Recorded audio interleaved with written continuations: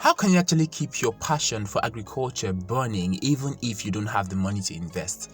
This is a question that most people have asked themselves. This is a question that I've asked myself. This is a question that has bothered me so much, especially when you don't have that money to invest. Imagine you have the knowledge, you have the skill, you've actually been trained, you have that passion, it's burning, enthusiasm is high. And yet when you come out of that training ground and you're looking forward to, I've made my plans, I've drawn my business plan, I know that uncle will give me money, I know this auntie is going to invest, and you go around asking them and telling them what you're good at and what you can do and what you cannot do, and oh my god, it can be exhausting. And then they tell you, you don't have enough now, and I think you can actually wait, and that waiting turns from 1 year to 2 years, and that passion is still there, the drive is still there, you still want to do it. How can you keep that passion burning till when you have that money to invest if you're going into production?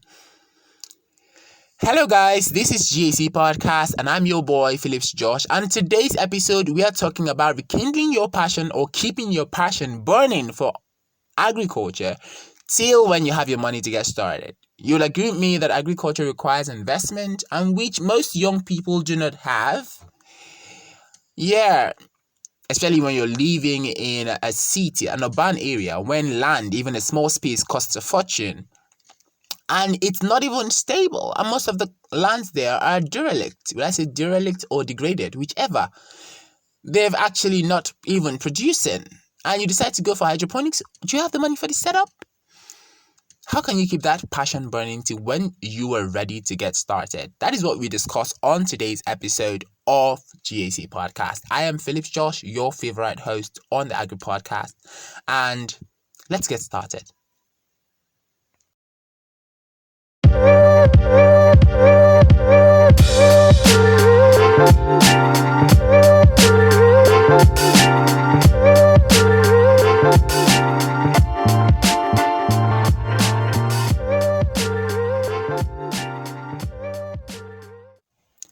Keeping your passion for agriculture alive even when you have limited funding to invest is very possible.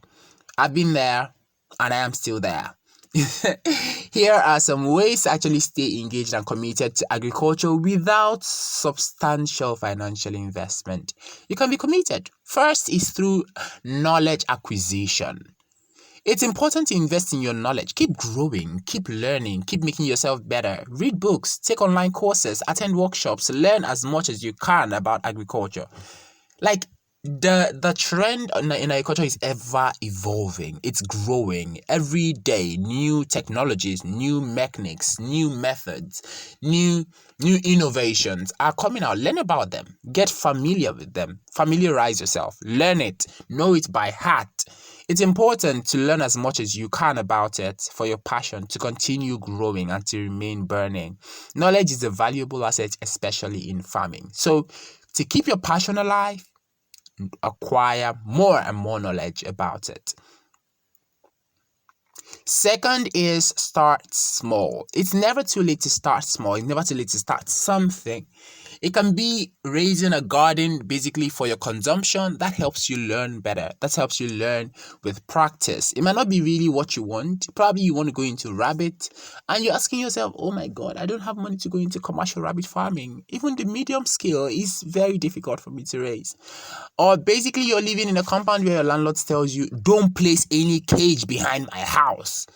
If you want to place, bring 100,000 naira for a year. And imagine you're paying rent, a young guy trying to sponsor yourself through life, and that landlord is telling you to bring 100,000 naira for a space not up to 10 by 4 square meters. And you're looking at yourself, hey, it's just a cage. I have a right to. And it tells you have a right to only your room. Or better still, your flat. If you want to keep rabbits, keep it inside your flat. And then you look at it and you're thinking you don't have anywhere to start. Start small. Get that small space that your other neighbor has and talk to 1 or 2 people. Let them get you somewhere. Security is important, fine. But wherever you find that is secure, start small. If you wanted to do rabbit and you don't have space for it, you can do indoor snail farming. You can do indoor gardening, sack gardening, vertical farming. Just get yourself a pipe. Raise something that you're going to be feeding on and that is going to be, you're going to nurture Doing that will help you even explore other aspects of agriculture that you've not even thought of. Okay? It will help you learn to diversify. You help you learn more through practice. You can be producing something for you to eat. You don't need lots of money to begin. Start small, a garden, few pots, a window box, whatever it is. Grow herbs. You can decide to grow herbs. You turn them into tea bags, vegetables, small crops. All those things doesn't require much, all right? All it just requires is your dedication and time to manage them. And when you're able to do that, you're constantly strengthening your bond with agriculture or constantly keeping your passion alive. Maybe there is strengthening bond. Yeah. Anyways, we are married to agriculture. So it's strengthening your bond with agriculture. Okay. So when you're able to do that, starting small doesn't hurt. Instead, it builds you. Okay. Yeah. Start a garden. It's important. Another is community gardening. You can have one or two or three people. I know if you're in a local area where semi-urban areas, you can actually have one or two or three people who you might talk to, and they actually have a parcel of land, and you can actually convert that into a commune garden where you can actually do it together, and at the end you harvest and share your proceeds, probably for consumption, or you decide to sell yours. Whatever anybody decides to do with his or hers, it's nobody else's. So but look for a community garden in your area or a space where you can participate. It's an excellent way to gain experience and even share resources and learn from others. There are people who might know more than you, and when you're doing that, you're learning from them for free, simply for free, just because you want to do things together. All right, and you're honing your skill, actually learning more about agriculture, and that's just what matters. You're keeping your passion alive till when you get that money to invest in large form. Number 4 is offer yourself. Volunteer, intern, like meet with other farmers. Try to do one or two things for them. Offer your time and labor to local farmers, nurseries, agricultural projects. That will help you gain practical experience and knowledge without any financial investment. Imagine you're learning from top farmers. You can meet a farmer and tell him, sir, I want to volunteer for you. I want to intern with you. Weekends, Saturdays of my time, Saturdays of my life for this whole year, I want to be spending them coming to your farm to help you. No farmer will tell you a no for it. They're not paying you. It's you coming to actually help them. Harvest period, you join them to harvest. Growing period, you join them. That helps you gain more experience, helps you gain practical experience. And that is what matters in agriculture. With that, you learn. With that, you know more. With that, you network. All right. So doing that, if you're volunteering with 2 or 3 farmers, that you're learning 3 different things, which is something you should have paid for. But you're volunteering, you're interning with them. So you're learning it all for free. Okay. So the 5th, we have networking. Connect, keep connecting. Connect with fellow enthusiasts, fellow farmers, fellow agricultural organizations, or agricultural organizations, not fellow, you're not an agricultural organization. Attend local agricultural events. Engage with people who share the same view on your passion, who share your passion. Network. Talk to them. Let them know what you know what they know, learn what they know. That is very important. No man is an island. That small boy you're seeing out there who has that deep passion for agriculture might know one trick that helps him that you don't even know. Those guys behind your house who have just 5 rabbits or who have just small cage with 5 chickens can actually know something about it that you don't know, that is making their chickens fatten up. That brother or that sister just a mile away from you that keeps that snail box in her parlor, that is just raising the snails there and is even consuming it, might know 1 or 2 things about it that you don't know. So why don't you talk to them? Get to learn and work with people that share the same passion with you. Network with them. That can lead to opportunities. It can lead to support. It can even lead to collaboration. So if probably you're talking to them and the passion is burning so much, you can actually join to even get something started together. That is very important, you know.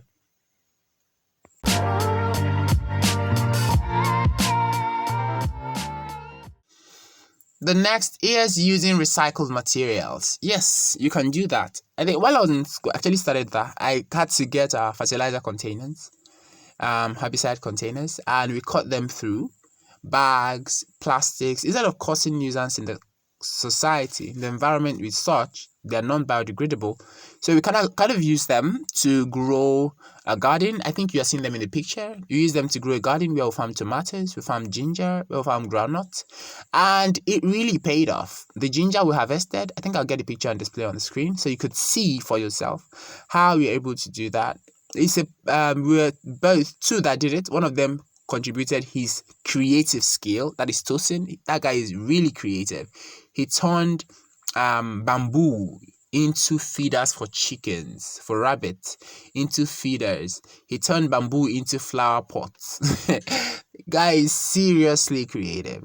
So he contributed his creative skill while I contributed my production skill, which I am very used to producing, growing, putting the seeds in the soil.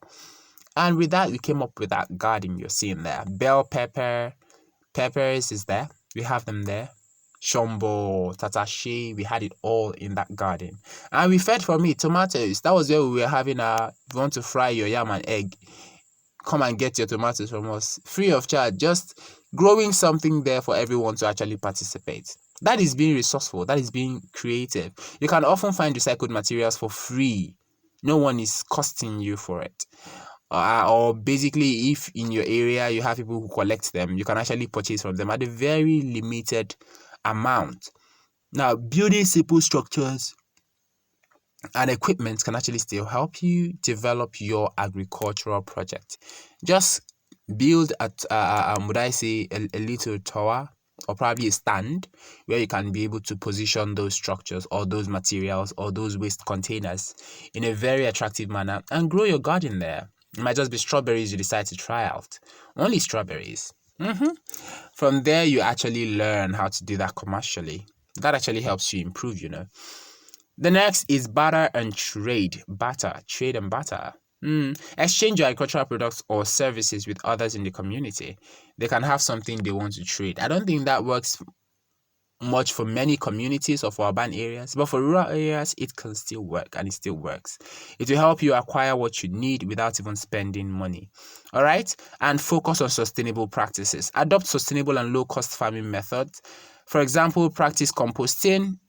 Create your own compost instead of getting fertilizers. Use organic fertilizer. That even helps the earth. It helps the earth. It helps prevent global warming. It actually helps you as well preserve your health and preserves the quality of what you're producing. And it helps you save seeds for the next season. Right? You can save seeds for the next season. Let's actually imagine you're doing okra, for instance. And once you've harvested and you know it's going off and you leave some to dry on the stake, that is seeds for the next season you're using for your gardening. And that is a sustainable method of farming as well. And with that, once you're doing that, you agree with me that you're learning more. You're not just being stagnant, right? You're learning, you're growing. And with that, you're learning how to even practice it more sustainably when you get it in a bigger form. So that is another level. That is another way. The 8th method of actually keeping your passion burning in agriculture, even though you do not have the money to get investing in it right now.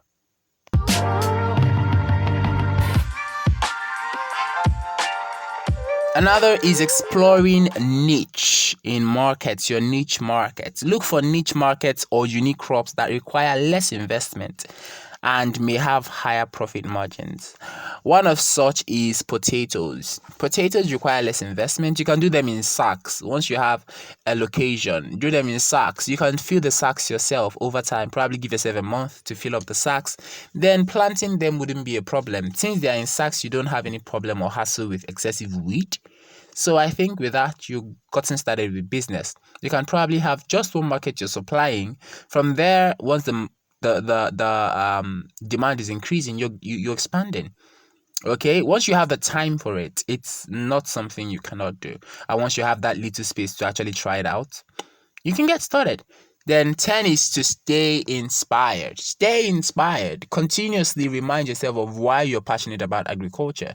Read success stories of other farmers. Follow inspirational farmers. One of them is Farm with Fred. Another is this gardener, Orina Dominic. Another is, there are loads of them on Twitter, on Facebook. Yeah, the farm girl. She's also doing a very wonderful job. And she's one of those that helped me preserve my passion for agriculture. I've been following her for ages now, and I tend to keep my passion alive. Another is you can actually start a show like this, a podcast where you talk about what you love. I'm in agriculture simply because I'm a podcaster. I share agricultural knowledge. That is very important, trying to disseminate information to other farmers, to other enthusiasts. That's one thing that keeps other farmers inspired.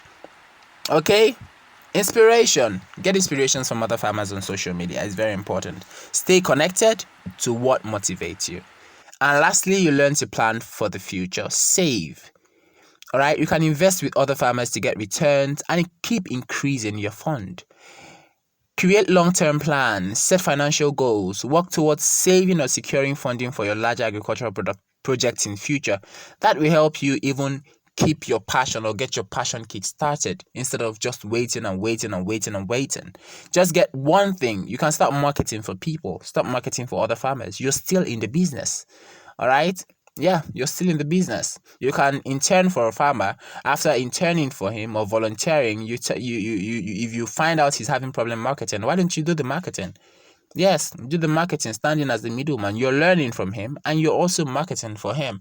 And he doesn't need to know how much the goods are sold. He needs to tell you his price, and then you know if it's workable. And once it's something that is workable, you work with it. You're even generating funds for yourself to actually kickstart your own project. Remember, by the way, that agriculture is not just about money. It's a lifestyle, and its commitment is nurturing the land and producing food. Your passion can thrive as long as you're dedicated, you're creative, you're willing to learn. That is very important. And you're willing to adapt to your circumstances. That is just the little I have to share about how you can preserve your passion. Keep your passion about agriculture burning till the end, till you get started. Not to the end. Don't die with your passion. You have to just get started with something. It can be marketing. It can be consultancy. It can be sharing your content like this on podcast. It can be sharing short videos about agriculture. It can be talking about the best crops. It can be talking about the best tasted fruits. Whatever it is, just push yourself into your niche. Put yourself into agriculture one way or the other to actually keep your passion burning or to get something started. All right, guys, thank you so much for listening. Do want to subscribe, like, share to other farmers or to other enthusiasts on how they can keep their passion burning. I am Phillips Josh, and this is a goodbye from me.